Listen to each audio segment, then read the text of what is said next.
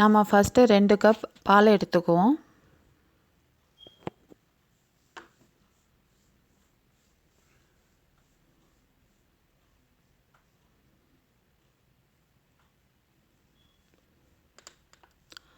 ரெண்டு ஸ்பூன் பால் பவுடர் போடுவோம்.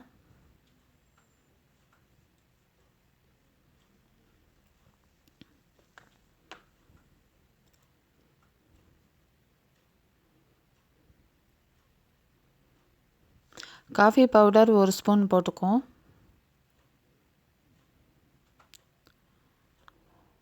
சர்க்கரை 1 டேபிள் ஸ்பூன் போட்டுக்கலாம்.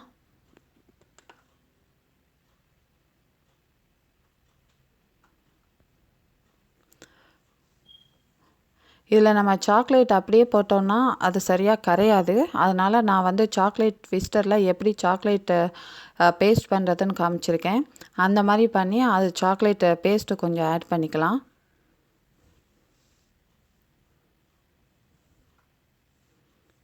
சாக்லேட் பேஸ்ட்டு போடும்போது அது ஃபாஸ்ட்டாக கரைஞ்சிடும். ஸோ ரொம்ப ஈஸியாக இருக்கும்.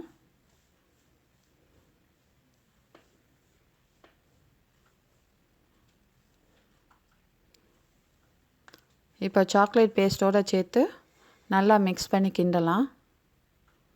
ஸோ பால் பவுடர் சரியாக கரையாது. அது நம்ம ஹீட்டில் படும்போது மட்டும்தான் அது நல்லா ட்ரிங்க் மாதிரி நல்லா மிக்ஸ் ஆகி வரும். ஸோ ஆனால் நம்மளால் எவ்வளோ முடியுதோ அவ்வளோ தூரம் இப்போயே மிக்ஸ் பண்ணிட்டோம்னா அதுக்கப்புறம் ரொம்ப ஈஸியாக இருக்கும்.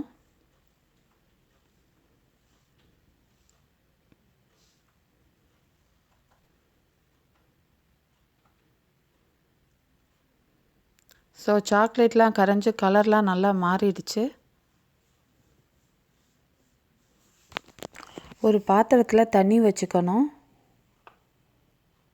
அதை நல்லா கொதிக்க விடணும். இப்போ நம்ம ஏற்கனவே மிக்ஸ் பண்ணி வச்சுருக்கிற அந்த ட்ரிங்க்ஸை அது மேலே வச்சிடணும். வச்சு நல்லா மிக்ஸ் பண்ணிக்கிட்டே இருக்கணும். ஸோ அந்த பால் பவுடர்லாம் கரையாமல் இருக்குல்ல, அது சூடுபட்டு அப்படியே கொஞ்சம் கொஞ்சமாக கரைய ஆரம்பிக்கும்.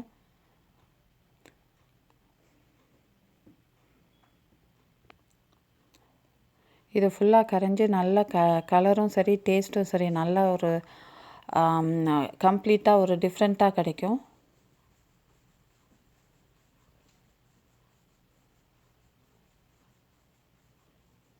கரைய ஆரம்பிக்குது பால் பவுடர்லாம்.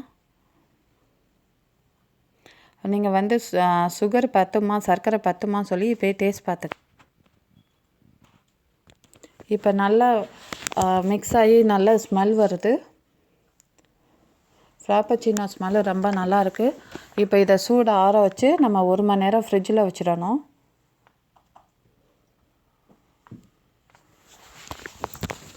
ஓகே,